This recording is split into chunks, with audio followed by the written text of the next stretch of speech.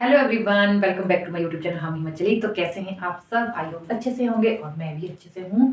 तो आप देख सकते हो कि यहाँ पे मेरा जो सूट है वो प्रेस करके रेडी है। तो इसका मतलब मैं जा रही हूँ कहीं घर से बाहर। मेरे साथ और कौन जा रहा है ये आपको आगे वीडियो में पता लग जाएगा। तो फिर मिलती हूँ मूवी आपको रेडी होने के बाद। ये जो व्हाइट वाला सूट था ये धोने के बाद बहुत ज़्यादा श्रिंक हो गया और जब मैंने इसको पहना तो ये मुझे बहुत ज़्यादा टाइट हो रहा है और अच्छा भी नहीं लग रहा था, इसलिए मैंने पहन लिया दूसरा सूट और अब मैं निकल रही हूँ घर से।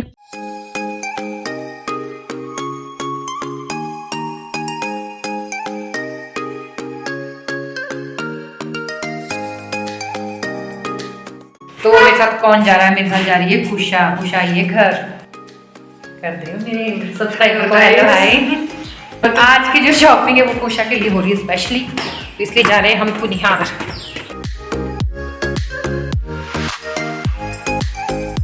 काफ़ी देर वेट करने के बाद भी कोई बस नहीं आई क्योंकि आज है संडे और ऊपर से ही शादियाँ, जिसकी वजह से जो भी प्राइवेट बसेस होती है वो सारी बुक होती है। तो हमने डिसाइड किया कि जो भी लोकल नंबर वाली गाड़ी आएगी हम उसे रोक लेंगे। तो यहाँ मिल गए हमें एक अंकल आंटी, ये लोग भी कुनिहार ही जा रहे, तो हम निकल गए इनके साथ ही। और इनसे बात करने के बाद पता चला कि जो हमारे पड़ोसी है उनके रिलेटिव है। यहाँ हम पहुंच गए कुनिहार। सच कहूँ तो हमारे लिए दिल्ली, चंडीगढ़, अंबाला हमारा कुनिहार ही है क्योंकि इतनी दूर हम जा नहीं सकते। और जो भी हमारे माइंड में हमने सोचा था कि हमें ये चीज चाहिए तो वो हमें सब कुछ कुनिहार में काफी अच्छे रेट में मिल जाता है। तो चलिए दिखाते हैं आपको भी कुनिहार मार्केट।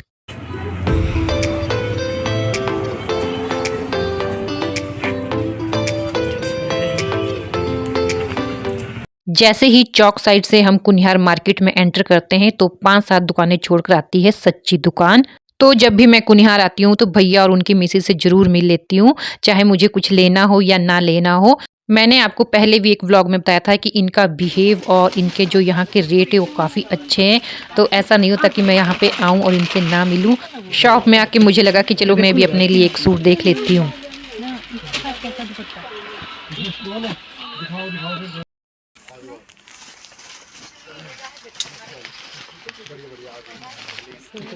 मैं कई दिनों से सोच रही थी कि मुझे लेमन कलर का सूट लेना है। तो यहाँ आज सच्ची दुकान में पहुंचकर जितने भी इनके शॉप में लेमन कलर के सूट है वो मैंने सारे के सारे निकलवा दिए और जिनमें से मैंने एक सिलेक्ट कर दिया। वैसे भी मैं बहुत ज़्यादा टाइम नहीं लगाती सूट सिलेक्ट करने में, बस मुझे कलर पसंद आना चाहिए और कलर पहले से मेरे माइंड में होता है कि मुझे इस कलर का सूट लेना है। बट कुशा को जो अपने लिए आउटफिट चाहिए वो उसे यहाँ मिला नहीं, तो अभी देखते हैं मार्केट में और जगह। जी लेट है आज संडे।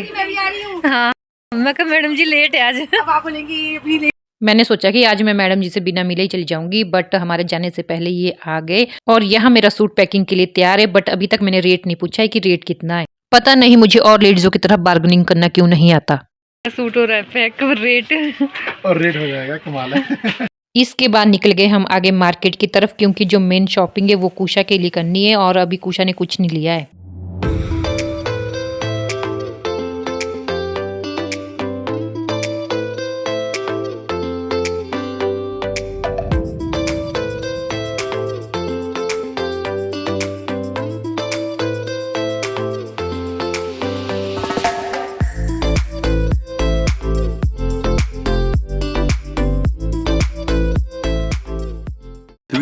Hours later.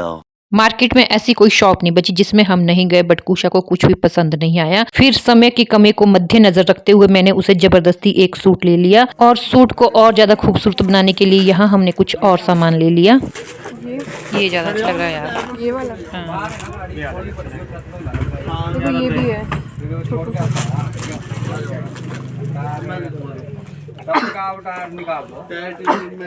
ये तो नहीं। कौन सा इनमें से बताओ? रेट पूछ भैया कितने के आएंगे? सारे सेम है। नाम इनकी शॉप का Pankaj general store. Pankaj general store. सबने बोला पंकु के पास जाओ। इसके बाद आगे हम फुटवेयर वाली शॉप में कि मैं अपने सूट के साथ के लिए मैचिंग जूती या सैंडल देख लेती हूँ। इतने सारे सैंडल मैंने देख लिए पर सूट के साथ मैचिंग मुझे कुछ यहाँ मिला ही नहीं। टाइम बहुत ज़्यादा हो गया था और पेट से अजीब अजीब आवाज़ें आना शुरू हो गई थी। तो यहाँ पे हम पहुँच गए चाउमीन और मोमोज की शॉप पे जो बीच मार्केट में है।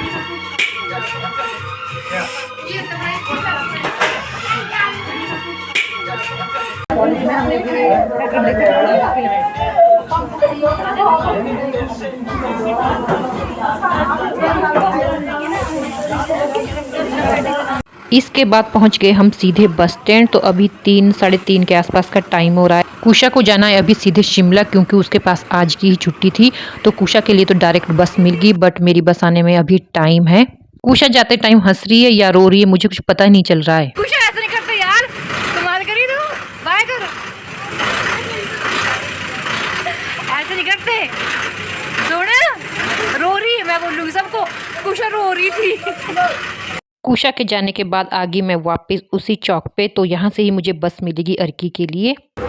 तो मुझे बस का वेट करते हुए बहुत टाइम हो गया था, और फिर मैंने सोचा चलो भगवान जी का नाम लेती हूँ, शायद कोई मिल ही जाए। और जैसे मैंने भगवान जी का नाम लिया उसी टाइम मुझे मिल गई चंपा दी, जो उनका मायका मेरे गाँव में, और हमारे ससुराल भी एक ही साइड पर, मायका भी एक ही साइड पर। उसके बाद हम यहाँ पे आ गए इनके साथ चाय पीने, और मेरा मन था वैसे बहुत ज़्यादा चाय पीने का। तो अब हमें आराम से जब घर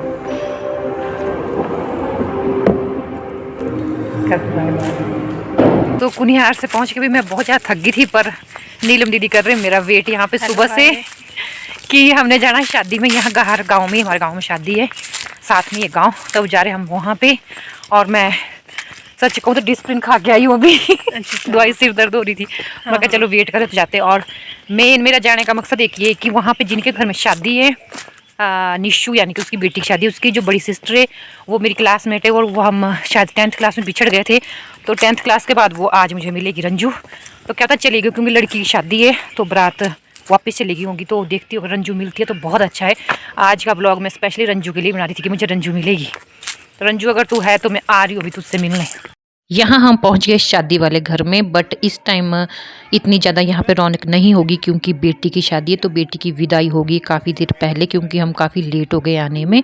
तो देखते हैं अंदर जाके मुझे रंजू मिलती या नहीं मिलती।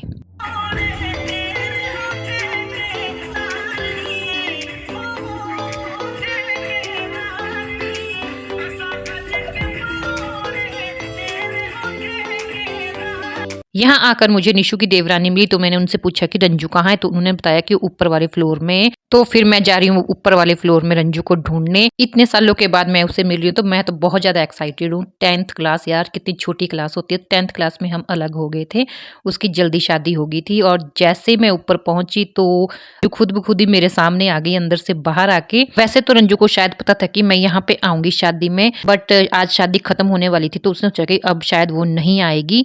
इतने सालों के बाद रंजू से मिलने के लिए जितनी एक्साइटेड मैं थी, शायद उतनी वो नहीं थी। क्योंकि इसका मेन कारण ये है कि वो मेरे सारे व्लॉग देखती है, इस वजह से उसे ऐसा लगा ही नहीं कि वो मुझे इतने सालों बाद मिल रही है। मेरी फ्रेंड रंजू 10वीं क्लास में बिछड़ गए हम, और अब मिल रहे हैं कितने साल बाद, है ना?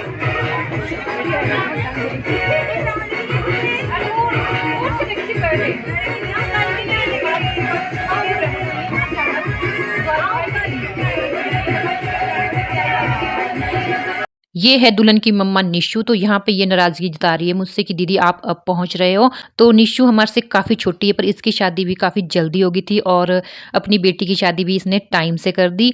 बस भगवान से यही प्रार्थना है कि बेटियों को अपने ससुराल में अपने मम्मी पापा की तरह सास ससुर मिले, और एक अच्छा लड़का मिले जो उनके सपने पूरे करे। रंजू के साथ मैं ज़्यादा टाइम नहीं बिता पाई, क्योंकि वो निकल रही थी अपनी मम्मी के साथ अपने घर को। सच कहूँ तो आज मुझे बहुत ज़्यादा खुशी हो रही है कि मैंने अपना यूट्यूब चैनल बनाया है। क्योंकि जब भी मुझे अपने बिछड़े हुए दोस्त मिलते हैं तो मैं उन्हें अपने यूट्यूब चैनल में कैद कर लेती हूँ। साथ ही हमारे जो पुराने फ्रेंड्स है, क्लासमेट है, जब भी वो मेरा व्लॉग देखते होंगे तो शायद उन्हें भी बहुत अच्छा लगता होगा। रंजू चंडीगढ़ में रहती है, और इसकी 2 बेटियां और 1 बेटा है। तो बड़ी बेटी इसके साथ है, जो बिल्कुल रंजू की तरह है। जब रंजू स्कूल टाइम में थी तो वो ऐसे ही गोलू मोलू दिखती थी।